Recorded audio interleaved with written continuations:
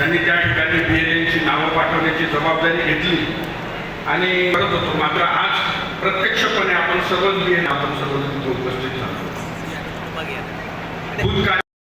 नर्मदेचं जे 10.76 TMC पाणी हे महाराष्ट्राला मिळणार होतं. देवेंद्र फडणवीस साहेब जेव्हा दिल्लीला गेले, नर्मदा आम्हाला 45 वर्ष झाले, ते पाणी आपल्या वाटेला येणार आहे. नंदुरबार जिल्ह्यामधले 5 तालुके नवापूर वगळता उरलेला केल्याशिवाय आणि आशीर्वाद दिल्याशिवाय राहणार नाही, हा विश्वास आम्हाला. आणि म्हणून पालिकेच्या निवडणुका लागतील, जिल्हा परिषदेच्या निवडणुका लागतील.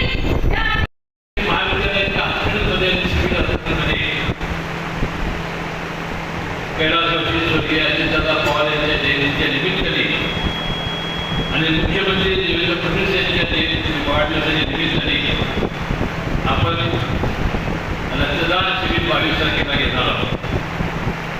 माझी अध्यक्षांना विनंती आहे की या रक्तदानासाठी हे शिबिर यशस्वी करण्यासाठी जास्तीत जास्त रक्तदानाचं संकलन होण्यासाठी आपण प्रयत्न करावे आणि त्यासाठी आपण सर्वांनी अधिष्ठाता असतील किंवा सिव्हिल सर्जन असतील यांना सहकार्य करावं अशी विनंती मी या निमित्ताने करतो. आपण कॅन्सरचं स्क्रीनिंग,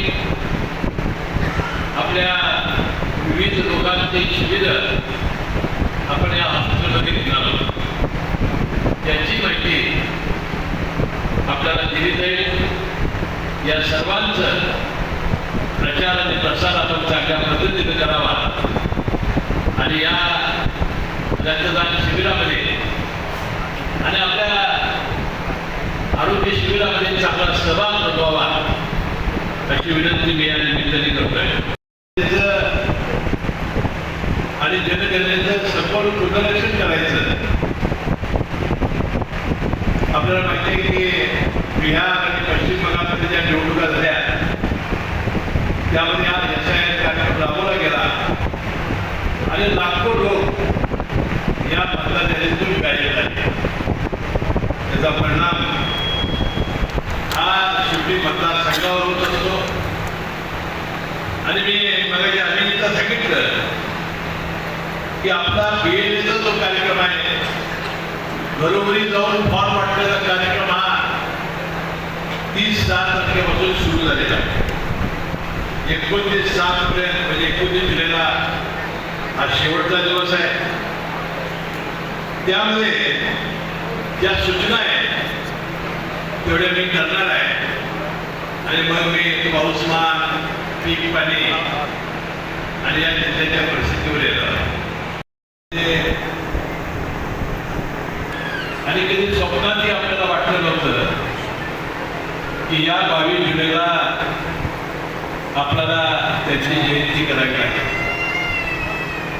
दुर्दैवानं हा प्रसंग आपला सर्वांच्यावर आला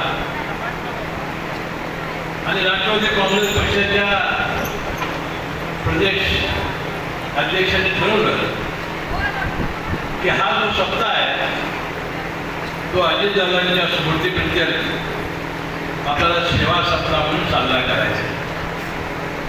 आणि म्हणून मी नंदुरबारच्या जिल्हाध्यक्षांनी सर्व पदाधिकाऱ्यांचा मनपूर्वक आभारी आहे.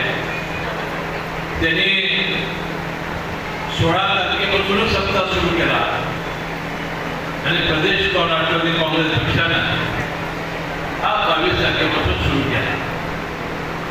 अभिजित मोरे मला भेटले. मी म्हटलं आता तुम्ही नियोजन केलेलं आहे त्यामध्ये आता बदल करू नका. आणि प्रदेश राष्ट्रवादी पक्षाचा जो कार्यक्रम आखलेला आहे ते सगळे कार्यक्रम त्यांनी घेतलेले आहेत. आणि माझी विनंती आहे की अजितदादांनी जे जिल्ह्यासाठी केलेलं काम ज्याचा उल्लेख आता गावित साहेबांनी केला आणि अजितदादा हा कामाचा माणूस होता. विकास पुरुष म्हणून त्याची ओळख होती. त्यांच्या स्मृतीनिमित्त आपण हा वाढदिवस चांगल्या पद्धतीने करावा, जयंती चांगल्या पद्धतीने करावी अशी विनंती मी या निमित्ताने करणार आहे.